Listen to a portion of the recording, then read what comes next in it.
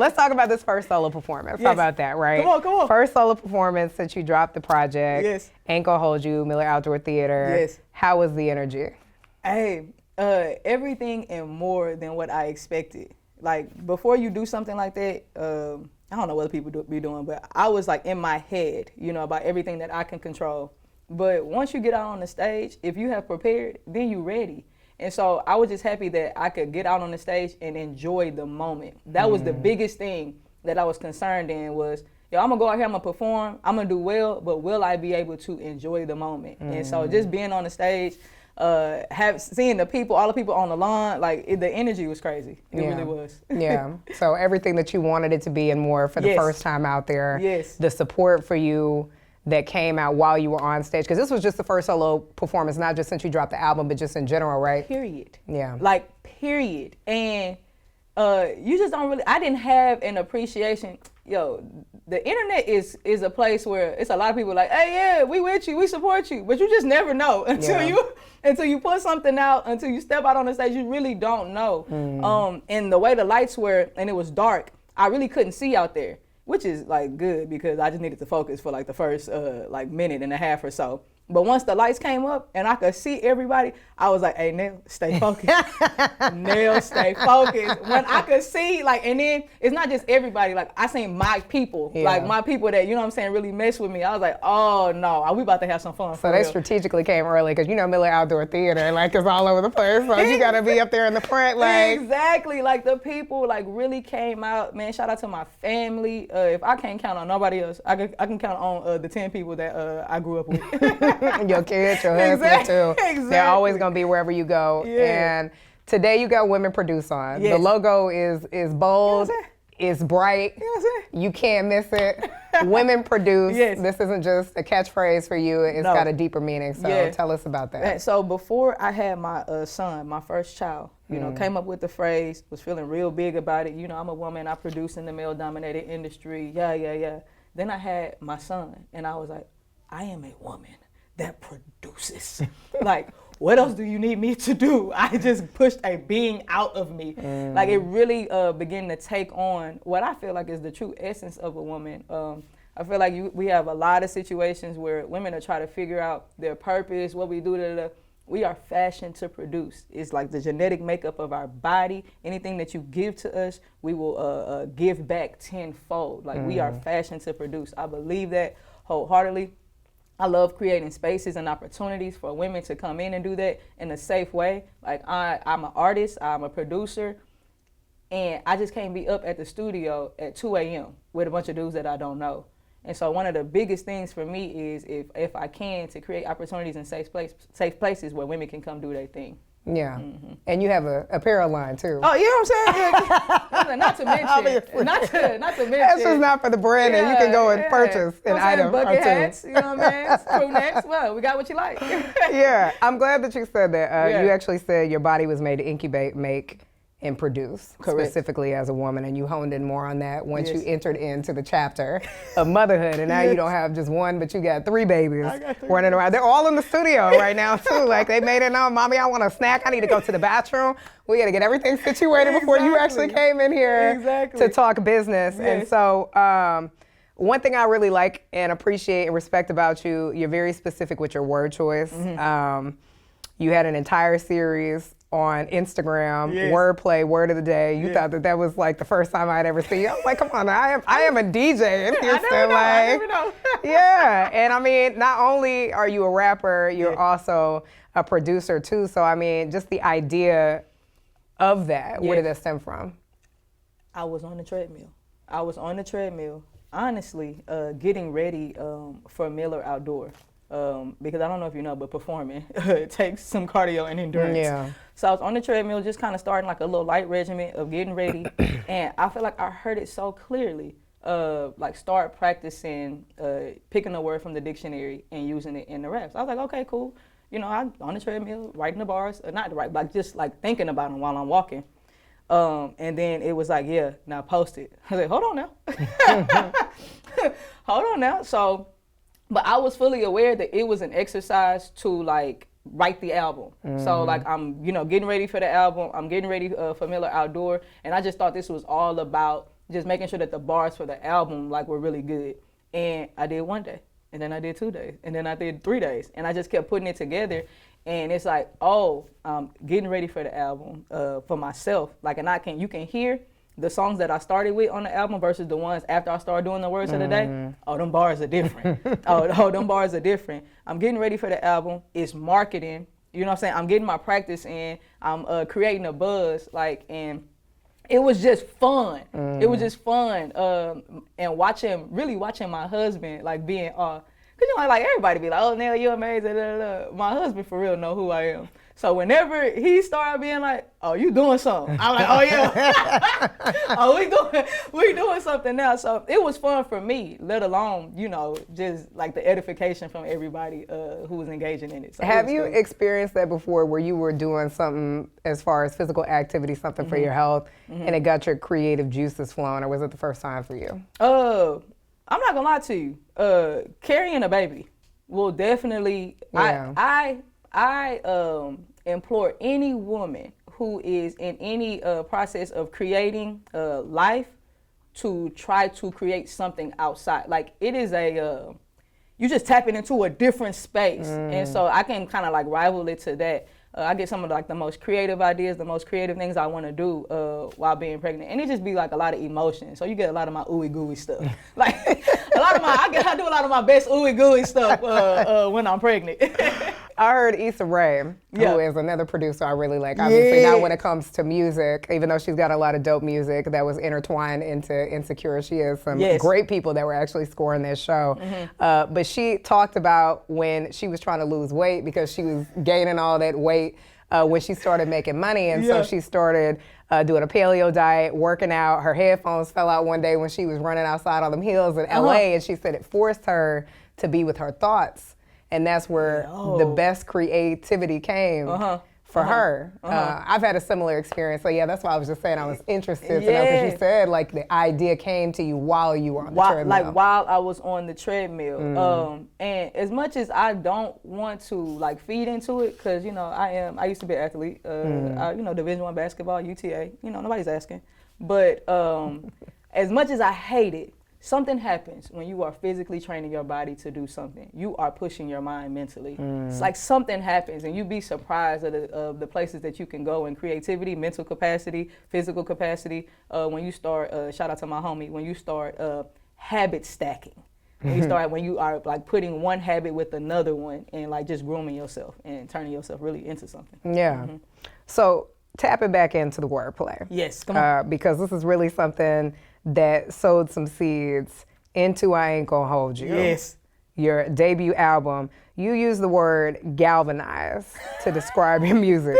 So you don't want the music to just vibe. You want the music to shock and amaze. So do you feel that, you know, in these tracks that you put out on this album, that you got the effect and the response that you were looking for? Beyond a shadow of doubt. Oh, absolutely. I think, man, it's anybody can put words together and then decide to recite those words. But there is something that happens when you like formulate the words and then you have to, for lack of better words, perform the words. There are a lot of rappers who can put, I'm talking about oogles and boogles of words together with entendres and all of that. But then there are performers, and how you perform matters. And I just went in that studio and I really did, to the best of my ability, like try to galvanize and really convey what I was feeling when I was writing. That's always the most important thing to me, because it's like when I'm writing this stuff, I'm not just, I'm like, ooh, yeah. Oh, yeah. Oh, that's good. Like, that's how I feel. And so I really tried to do that when I went in to perform, you know, in the studio, let alone perform actually on stage. Most certainly, it is definitely galvanizing. I want to say it was, I don't know, correct me if I'm wrong, Second Wind. You made mention, you said something about sounded like Missy Elliott, Timbaland, whatever. You were talking about producing. Well, I'm going to be unequivocal. And I was listening, I was like, yeah, I can hear that, because I mean, those are actually two of my favorite producers. I mean, they're dope. Come on. But as far as like who influenced you, who are your top top producers? It's going to, like, Timbaland, Missy, and, like, I love to do the whys because I think you can hear it when I say the whys. Timbaland, because he, like, found a way to the same pockets. Music is music. Like, everybody got the same quarter notes. Everybody got the same eighth notes. He found a way to use those same notes, but in a sonically different way. And so what he put for a snare might not actually be a snare. It's something else. And I think when you listen to my music, might be his mouth. You understand? You understand? I think you can hear that when you listen to my music. But even above him, and I mean, I fashion my sound after Timbaland, but even above him, Missy, because people just are like sleeping on like this woman's vocal ability and how much she shaped the tracks around her. She in the background of all of your favorite 90s songs. Like either she helped vocal produce it, or she did some backgrounds for it, and they don't even sleep on her ability to actually produce. Timbaland will tell you, like, she is responsible for birthing something even in him as it relates to production. And then just like as the gold standard, Quincy Jones. If I could ride off into the sunset as a producer as somebody, it would be Quincy Jones. Like, this man has decided that he gonna produce until he leave here. Like, until he leave here, he gonna be producing. So like, those are the people. Longevity, Quincy Jones, creativity, Timbaland, but just like the ability to use your voice to produce a landscape, Missy Elliott. Period. And she's gotten a lot of accolades here in 2023. Yeah. And you mentioned, a lot of people not knowing that. It's some tracks that I saw recently. I didn't know that she had any creative capacity, presence on them at all. Exactly. But like, if you a real student and like what your teacher sound like, I ain't even trying to be deep. If you know what your teacher sound like, then you can start like hearing the stuff. Just like you know when people rap, you can hear, oh, they kind of sound like so and so because you know like where it come from. That part right there. Family, yes, above all else, all day is important to you because again, you can go through, ain't gonna hold you. You can hear them on the interludes. My babies. Yes. Y'all have it, and I thought that was really cute that you incorporate and that you're really intentional in having them be a part of the process. Yes. So.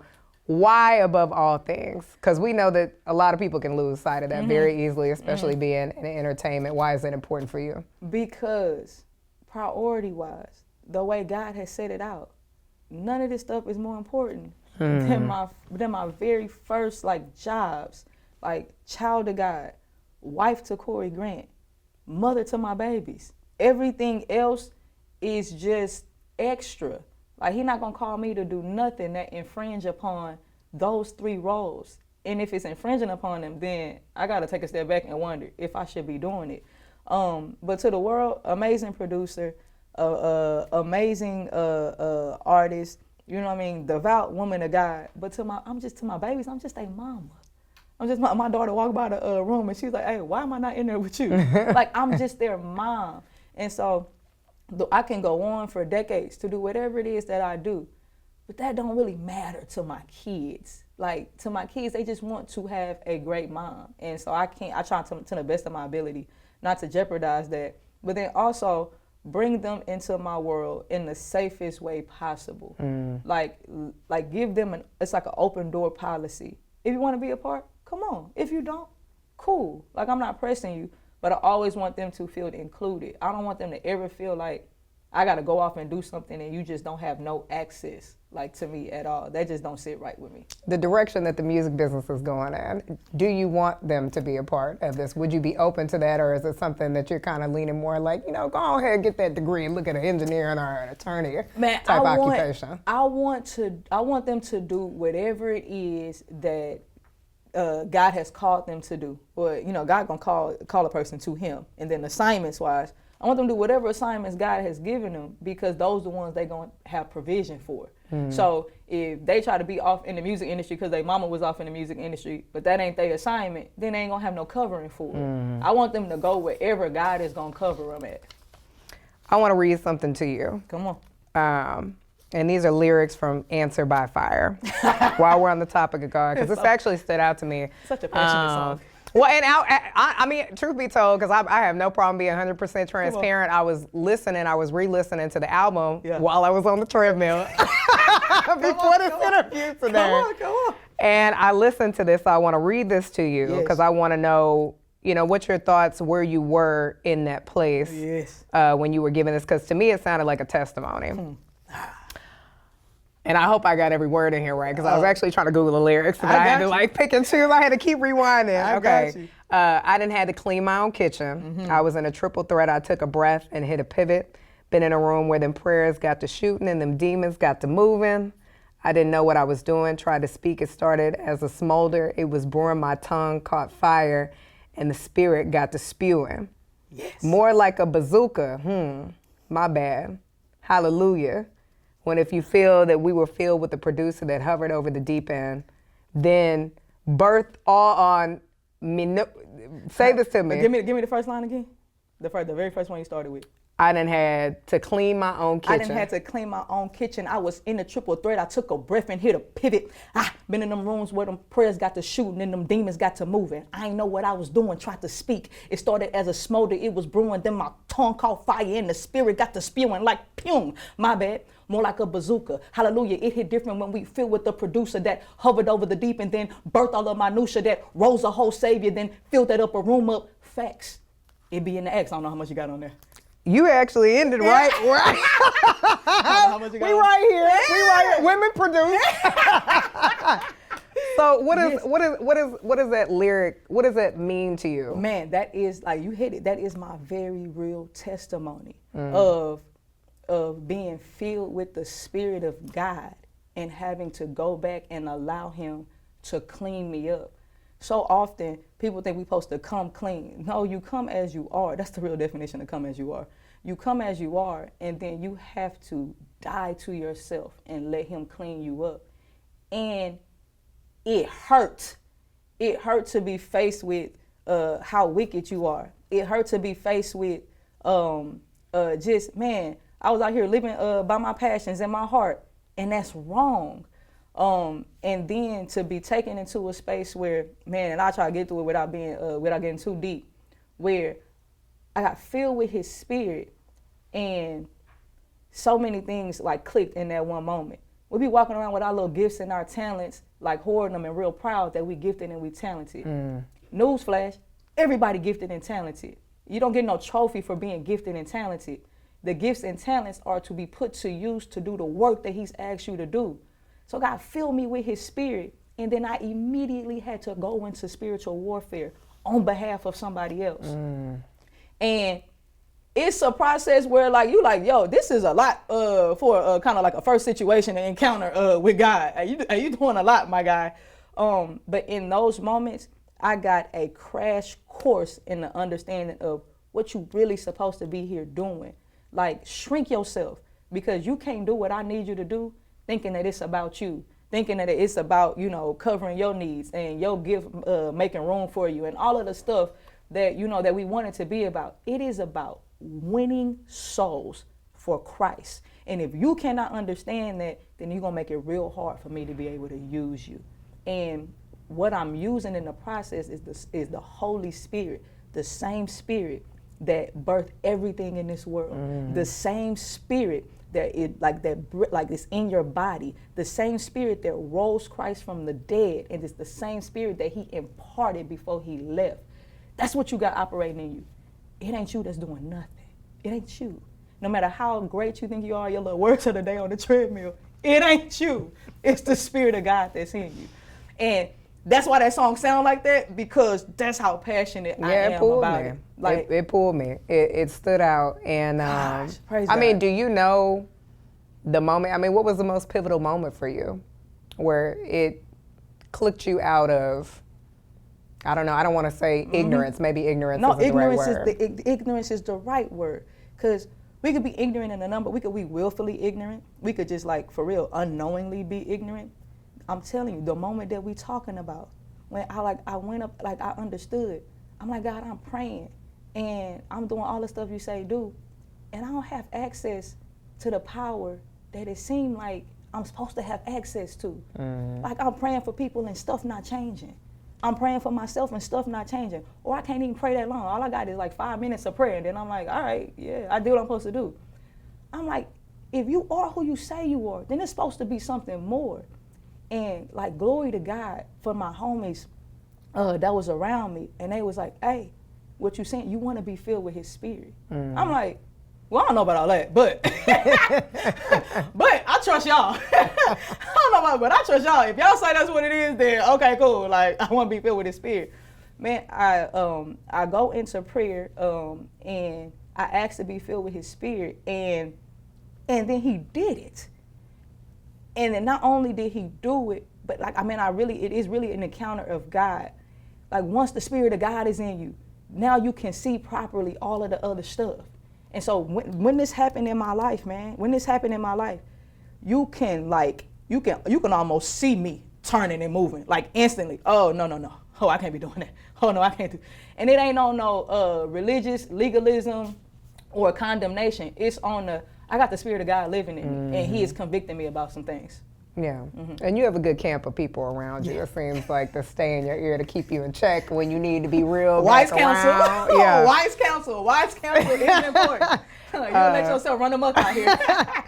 One of my things I always come back to, I mean, at least for me personally, my mom always says in everything, and every life lesson, what's the lesson, what's the blessing? Because it's always something that you can learn and benefit, even in times where we're not understanding the direction that our life is being taken towards. And so as far as that goes, what has been the most humbling experience for you as a producer, a rapper, a mom, a woman, living in this climate? It's some crunch out here. Listen, I think the most humbling experience is, and I want to be careful about saying this because I don't want people to think no way, but I don't like entrepreneurship like that. It's hard. Everybody don't need to start a business. I don't like it. I would love to report somewhere and to have them people pay me for my goods and services, and to know that I know in security that I have dental insurance, that I have health insurance, and that there is food on the table. I do not like entrepreneurship. Yeah. And I don't think that everybody is called to it. It is not as lavish as all of these entrepreneurs make it seem. They're making it seem lavish so that they can sell you your program so that you can help, you know what I'm saying, create lifestyle for them. But that's neither here nor there. It's just not that lavish. And the most humbling experience is for God to be like, I know. Now continue on where I told you to go. Well, you know, everybody are used to the CEO. and like, that's another thing, right? Sometimes I get caught up and I'm like, man, everybody out here saying they an entrepreneur. Like, guys, see, this is what I'm trying to say. Like, why I gotta do it like this? And he like, I know what everybody else doing, but I am asking you to do this. I am asking you to lean not on your own understanding. I am asking you to do a thing. And it's been humbling because it's been a few times where I'm like, man, I'm finna just go back to it. And it's like, no, you can't. And then I go a little further in the path and he cover us. And I'm like, ain't no way I could just go back. I don't even fit like in those spaces. So the most humbling experience is, you know, like just having to walk for real in faith. Yeah. That if he cover the birds, you know what I'm saying? If he clothed, you know what I'm saying, then surely he'll take care of you. We're walking in faith and we're also still walking through this album, which brings me to my next point here. So you said something. So this one was second win. I knew it was one that I wanted to refer to, and it stood out to me because, Lord Jesus, like we talking about, everybody used to the CEO. Everybody got a business. They can't wait to tell you CEO, CFO. Yes. You know, I got this, 8 cars that you leasing. In second win, you said, I'm a leader, but everybody follows Simon. Facts on top of facts in 2023. So I want to know what your thoughts are on the music industry in correlation with social media, because it influences any and everybody. If you log in, that's why you see so many people taking detoxes from social media, or just 100% having somebody that they have hired to run their social media account. Man, you put me in the spot because I don't want to be that person that dog the very climate that they operate in, right? Yeah. And so I'll talk about it this route. I'll say that it has produced as sometimes a lack of confidence in me, because I'm like, well, God, what make me different? How am I different than all of the 10,000 other rappers and artists? How am I different than all of the other 10,000 producers? And you know his response is, you're not. You're not way more special than them. The thing that makes you special is abiding in me. Yeah. That's where, and if you could just get the right vision about yourself, and the accurate vision of ourselves is how God sees us. He sees us as very, very special. Like we're very special to him. But all of his babies are special to him. And so it's that thing of, if everybody has superpowers, then nobody does. And it's like, but you do if you're using them and you operate in the way he has called you to. And so that's how I kind of think about the climate. And you could tell the carbon copies, you know what I'm saying, the copy paste. And then you can also see the cream that is rising to the top. But I'd be lying to you if I say I haven't gone through my own thoughts. Well, God, like, how am I different? Like, well, who am I to get on here and say, like, so-and-so doing it too? And it's like, as long as you abiding in me, then you good. But the moment you start trying to people watch or see what is somebody else doing, then that's when you're not going to be special. Let's talk about your individuality. Yes. What does your creative process look like? Woo. I really take it as it comes. Because I'm a producer and I'm an artist, who knows what comes first? Sometimes the lyrics come first. And like, I'm writing the lyrics and I get to a point where I'm like, all right, cool, I need to stop and create some kind of beat so that, you know what I'm saying, this stuff can fit squarely in. I'm a producer, so I got a hard drive full of beats. And so sometimes I'm perusing, and something that I thought in the last season, I was like, man, this sucked. Now I'm like, oh, that actually sound all right. You know what I'm saying? I ain't gonna hold you. Every beat on there, except for one, was a beat that I had sitting on my hard drive that I previously thought was not good. Yeah. And so to even just that in itself, producers, make something out of your beats. Do something with your beats. It might not be good in that season or for that person, but you never know what it could turn into. So I want to loop back around as we wind down here. Women produce. You're an advocate for women doing great things, being creatives. And I heard you say recently that it's hard for these young women, young girls, to kind of navigate and figure out what their identity is nowadays, and that it's okay for you to be challenged, even though a lot of times we don't want to hear what anybody got to say. It's my way, especially when it comes to your moms. Except once you get to a certain age, you're like, you know what, my mom was right. She was right. Mama, you was right. Lola Taylor, I love you, and you was right. I'm not going to call her my mama legal name, but she know I love her.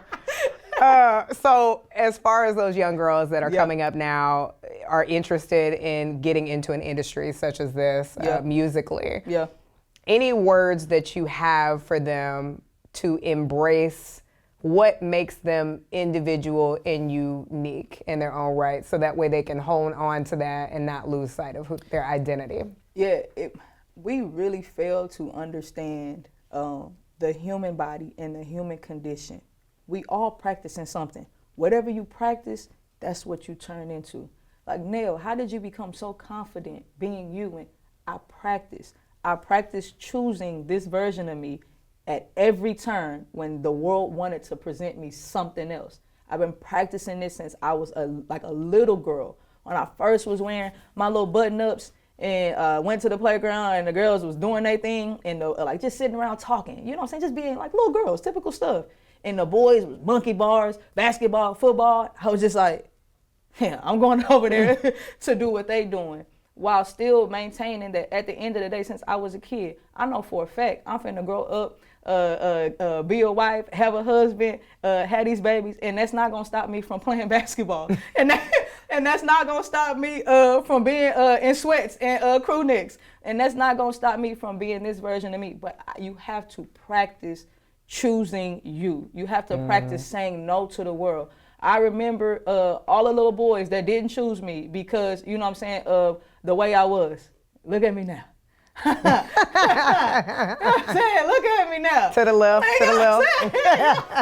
I remember all the little boys. I remember my mom sitting me down. It's like, boo, I know you think you want this perm right now. You don't. You doing it out of insecurity.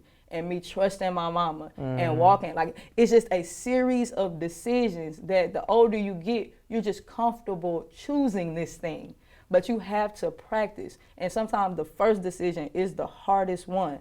Man, when that little boy turn you down, or when everybody laugh at what you come to school in, or and dress like, are you still gonna be okay being you after the world tell you that it suck? And you just have to make the practice of choosing that version of yourself. Period.